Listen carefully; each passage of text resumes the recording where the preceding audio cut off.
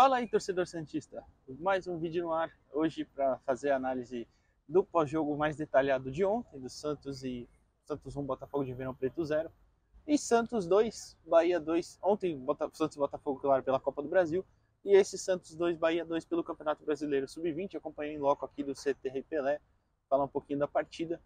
Você já deve ter visto as entrevistas que já devem ter ido pro ar. Aí eu tô gravando antes de gravar as entrevistas, né? E aí depois vou jogar as entrevistas no ar, à noite fazer o pós-jogo de ontem e colocar os dois juntos para você ver lá mais tarde no canal. Antes de tudo, já sabe, deixa seu like aqui, se inscreve no canal, é muito importante, é de graça e rapidinho, dá essa moral pra gente. Enfim, e vamos lá.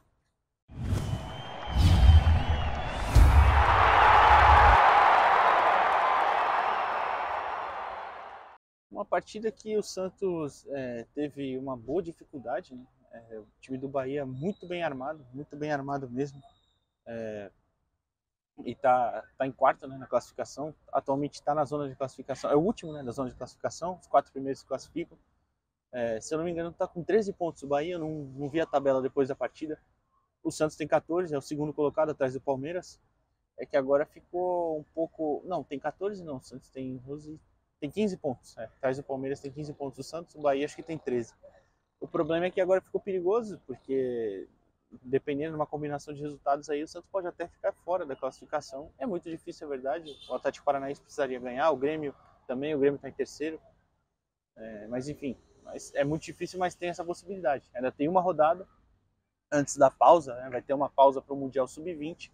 Depois o campeonato volta em julho no mata-mata. O mata-mata é o primeiro contra o quarto, só que dos grupos inversos. Por exemplo, atualmente o primeiro do grupo A, Flamengo, pegaria hoje o Bahia, que é o quarto do grupo B. E assim sucessivamente. Você vai ter ida e volta nas quartas, na semi e na final. Então é muito importante você já projetar essa vantagem, né? E o Santos hoje tinha que vencer em casa, tinha que fazer valer seu mando de campo, né? E não conseguiu. O time do Bahia marcou em cima também. O Santos também já tem essa característica, né?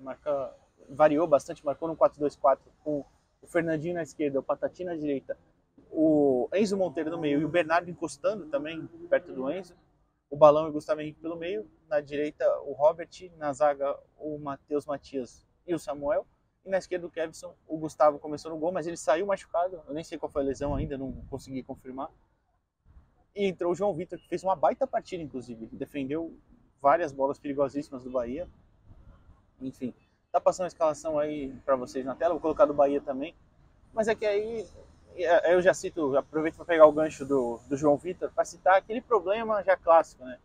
O Santos sofre muitos gols e dá muitos espaços na defesa. Acaba dependendo demais do seu goleiro, e mesmo numa partida igual hoje, que o João Vitor fez grandes defesas, acaba tomando 2 gols e quando o ataque não compensa, né? Lá na frente, fazendo muitos gols igual normalmente faz. Hoje fez 2, mas perdeu muitos também. O Enzo não estava bem, acabou matando algumas jogadas. O Patati, apesar do gol de pênalti, também não foi bem, igual ele tem ido no campeonato. O Fernandinho foi bem, mas deu uma sumida depois. O Bernardo encostou muito, mas na finalização não estava tão calibrada, ele que já fez alguns gols no campeonato. E o Renier também entrou no segundo tempo, acabou que não estava tão bem, perdeu alguns gols também, enfim. Então, uma partida difícil. Um resultado que, se você for colocar no geral, antes de começar o campeonato, não é nenhum absurdo. O time do Bahia é um time bom, bem organizado também. Como eu falei, tem jogadores muito talentosos, muito jovens. O Roger, até postei no Twitter, é 2007, é um meia que entrou no segundo tempo, tem 16 anos só. E nem apareceu muito, mas é um cara muito talentoso. Tem o Juninho, centroavante, o Aruba, camisa 10, fez um gol. Enfim, então é uma equipe muito talentosa e que marcou muito em cima também. Não deixou só o Santos marcar em cima, tentar essa bola de bola. O Santos que tenta definir sempre com velocidade. O Bahia também tentou isso, conseguiu bons cruzamentos também. O Santos acabou sofrendo um pouquinho com os cruzamentos. O Matheus Matias até fez uma partida boa. Não tinha tido uma partida desastrosa contra o Palmeiras, né? Contra o Atlético Goianiense também não foi tão bem. Atlético Goianiense, se eu não estou enganado, não sei, eu me corrijo depois. E Samuel não foi tão bem. Eles acabaram perdendo alguns duelos ali de cabeça que assustaram, né? Então, enfim, é complicado. É uma equipe que é muito talentosa, é muito bem arrumada pelo Orlando.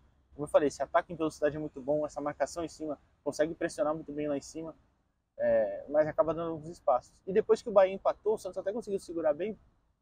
Aliás, quando fez 2-1, o Santos, né, acabou por tempo. No segundo, o Santos segurou bem, foi para cima, tentou uma jogada ou outra, quase fez alguns gols.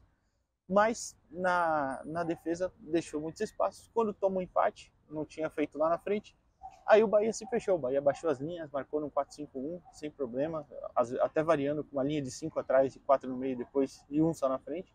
E aí o Santos ficou sem criatividade, não conseguiu infiltrar nesse bloco que estava muito próximo do Bahia. Acabou fazendo algumas substituições, colocou o Netinho, o Diogo Correia, o Rodrigo César, o próprio João Vitor, que eu falei, por lesão já, enfim, acho que foi só isso. O Cauã Ferreira também entrou. E parecia às vezes que o Santos estava rodando muito a bola pelas laterais, tentando chegar tanto com o Fernandinho, com o Patati, depois o Cauã, o Diogo. Quando entrou o Diogo Correia na esquerda, o Kevson foi para a ponta, jogou pelo meio, encostando na ponta também, junto com o Cauã. Mas enfim, acabou que faltou um pouquinho de criatividade pelo meio. O Santos estava com um buraco, não tinha ninguém muito ali, estava o balão um pouco mais recuado, mas na frente não tinha ninguém, porque o Bernardo estava encostando muito nos pontos também, tanto no Patati pela direita, depois o Patati saiu, e tanto depois no Kevson também pela esquerda aqui, depois fez essa troca, o Cauã caiu por ali também, enfim. Mas é isso, resultado que não é nada absurdo, mas se você for colocar na ponta, no começo do campeonato, se você imaginasse esse resultado, não era tão absurdo, né? Agora também não é, mas é um resultado que não é muito bom, porque como eu falei, o Santos poderia ter garantido a classificação hoje, não garantiu e agora periga até de repente ser eliminado na primeira fase. É muito difícil, é verdade, mas hoje já teria garantido uma classificação e uma provável vantagem, né? Só ficaria atrás do Palmeiras, possivelmente, ainda podia até ficar na frente dependendo dos resultados do Palmeiras. Mas enfim, tem mais um jogo agora, antes da pausa para o Mundial Sub-20. E a gente tem a expectativa que o Santos vá bem no mata-mata, tem time para ser campeão, tem 2 adversários claros ali para mim, que são favoritos ao título, que são Palmeiras e Flamengo, mas para isso precisa dar uma ajustada na defesa. E hoje, só hoje, no caso, ser mais efetivo no ataque. Nos outros jogos tinha sido, né? Mas enfim, ainda é o melhor ataque da competição, se não me engano tem 28 gols marcados agora, mas é ainda a 4ª pior defesa. Então é isso, agora vamos passar pro profissional. E a segunda parte do vídeo agora, já em casa, mais de boa, depois de um dia corrido, além do Sub-20 que eu já falei aí, direto do CT, teve a coletiva de apresentação do Sérgio Guedes, que vai ter um vídeo aqui no canal, mas mais pra frente. Então, enfim, falar agora de ontem, né, da parte da coletiva do Odair e um pouquinho mais sobre o jogo. Minha pergunta pro Odair, vai entrar no ar aí, mas só para explicar, foi sobre o Santos ter começado marcando em cima, marcando lá na frente, não só sobre a pressão, fazendo a pressão também, mas mais lá em cima, no bloco mais alto. E eu acho que ele respondeu explicando, né, mas eu não sei se eu me fiz entender muito bem, ou se ele não entendeu, não sei. Mas ele fala ainda que a marcação pressão não é só lá em cima. Eu sei, eu só não. Né, eu falei que era marcando lá na frente. E aí que é a parte que me preocupa, né? Que ele fala que nunca marca bloco baixo, nunca treina bloco baixo, né? Nunca trabalhou com isso na carreira. Mas enfim, vamos lá ver a fala dele e a gente já volta. Professor, boa noite. Eduardo Jardim, do Esporte por Esporte. O seu time começou marcando muito em cima hoje, conseguiu uma roubada de bola e depois uma quase finalização, né, do Marcos para o Mendonça. Foram 2 seguidas e depois praticamente o time deu uma recuada, marcou no bloco mais baixo. Eu queria entender se foi orientação sua e se foi, o porquê disso. Obrigado. Eu vou aproveitar a tua pergunta para esclarecer 2 coisas. Nunca é orientação minha para baixar. Primeiro que marcação, pressão, se fala muito em pressão alta, média, baixa. Marcação, pressão é em relação à bola. Se o time adversário está com a posse lá na construção e você está bem ajustado, é para pressionar, é para subir, e a gente treina para isso. Mas você joga contra um adversário que às vezes ele te quebra esse processo de marcação. E aí você tem que fazer retorno para a média, e se ele te levar para baixo, você tem que compactar embaixo, recuperar essa posse e jogar. Então a nossa pressão é em relação à bola. Setor agressivo, zona, entra no setor agressivo, e pressão em relação à bola. Quando desencaixa, ou é porque é um movimento atrasado, ou é porque o adversário tem qualidade também e ele te quebra num domínio, num passe, ele gera essa dificuldade. Vou te dar um exemplo claro que eu gosto de dar um exemplo. Jogo contra o Corinthians. Nós conseguimos fazer uma pressão até os 35 minutos do primeiro tempo. O que o Corinthians fez? Não fez por treino, não fez por decisão do treinador, foi decisão dos jogadores dentro do campo. Eles estavam fazendo saída com 5. Quando não conseguiam sair, que a gente pressionou alto e conseguiu pressionar e recuperar a posse, veio mais 2 jogadores para a fase de construção e aí começaram a sair. Então essas decisões e essas mudanças, elas acontecem dentro da partida. Nem sempre você vai conseguir pressionar alto. E se Você tem que visualizar. Se você está bem encaixado, qual é o gatilho do momento certo de fazer essa pressão. E a outra coisa é características dos teus atacantes. Vamos visualizar os nossos atacantes. Nossos 4 atacantes, por exemplo, eles são jogadores de fibra rápida, de velocidade, mas também são jogadores que, quando pegam a bola, também se desgastam muito. Então, em determinado momento, eles também não vão estar com essa capacidade física para todo momento pressionar. Então, por isso que o time tem que ter esse equilíbrio, saber o momento de pressionar, o gatilho certo de pressão. E a gente tem feito até muitos movimentos bons de pressão. Em tiro de meta, a gente teve chance de fazer gol porque fez boa pressão.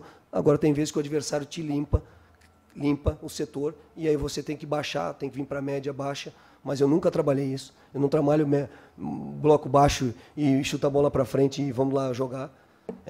Sabe? A outra coisa, nosso time só treina contra-ataque. Não, nosso time, a maior parte dos treinos, e quem tem a oportunidade de ver, é posse, é passe, é ficar com a bola, é não perder, porque isso gera menos desgaste físico, você tem que correr menos para trás, e quanto mais você tem a bola, quanto mais você termina a jogada, quanto mais você pressiona aqui na frente, menos você vai ter que correr para trás, menos desgaste você vai ter. E a gente treina tudo isso, só que joga contra um adversário que às vezes ele naquele momento está melhor que você, conseguiu quebrar e gera essa dificuldade.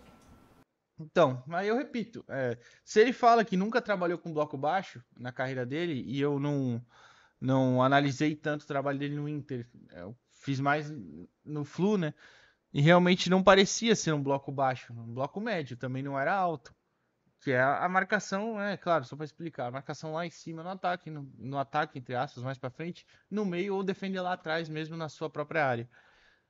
O que eu repito aqui, o que eu falei em outro vídeo, não tem nenhum problema se fizesse isso, mas fizesse de uma forma mais coordenada e melhor montada, né? E admitisse isso também. Hoje até o Felipe Noronha e o Murilo Tauro, né, lá no Resenha Santista, citaram essa pergunta, e o Noronha falou mais ou menos isso, eu também penso isso, que aí tem uma preocupação, né? Se ele não treinar isso, por que os jogadores recuaram por conta própria contra o Botafogo? Assim, aí o que me preocupa é isso, sou eu já falando. Ou daí não está conseguindo explicar o que ele quer, os jogadores não estão entendendo, que o Odair não está explicando de uma forma que os jogadores entendam, ou os jogadores estão com alguma dificuldade, ele realmente não consegue entender, ele explica bem, e os jogadores não têm qualidade para entender. Aí a preocupação, qual dos dois é? Porque ele mesmo falou que não trabalha com bloco assim, mas enfim, o time só marca lá atrás. Contra o Grêmio mesmo, tava com a linha lá na área. Contra o Galo marcou para trás também, do meio de campo para trás, bem para trás às vezes. Então assim, essa parte me preocupa. E em relação à partida, além do que eu falei ontem na live pós-jogo, uma partida de atuação muito fraca. Repito, ontem nem defensivamente funcionou tanto, porque o Botafogo chegou muito. Teve algumas chances, não foi tão incisivo, mas teve 2 boas chances ali, pelo menos, que o João Paulo fez grandes defesas, né? Então isso preocupa. E o ataque foi inoperante, absolutamente inoperante. Tirei 2 fotos lá da cabine, vou colocar passando aí para vocês, de um posicionamento, como estava marcando mais ou menos no 4-2-3-1 no começo, depois mudou. E depois, quando foi em 2 saídas de bola, né, um 4-2-4 praticamente. E aí que também eu acho uma parte ruim, que é o que eu falo. Às vezes até para pressionar lá em cima, o Santos começa, as poucas vezes que faz, pressiona só com os jogadores da frente, depois fica um buraco bem grande, e aí os 6 de lá de trás, os 2 volantes e a linha de defesa. E ontem para saída de bola também aconteceu isso muitas vezes, né? Então isso preocupa, a imagem tá aí para vocês, enfim, preocupa demais. Eu acho que das duas, repito, ou os jogadores não estão tendo qualidade para entender, ou o Odair não está conseguindo explicar. Mas enfim, de qualquer forma é preocupante, alguma coisa precisa ser feita, precisa melhorar a questão de como se trabalha a bola, de como se trabalha o ataque do time, de dar mais alternativas, de conseguir trabalhar melhor ela no chão, de aparecer mais gente para receber e conseguir jogar. Enfim, é isso. Já sabe, repito, aquele like no vídeo, se inscreve no canal, é muito importante pra gente, divulga o trabalho, o YouTube entrega mais vezes, e se você puder divulgar também, mandar para outras pessoas, é muito bom. É isso, até a próxima, valeu!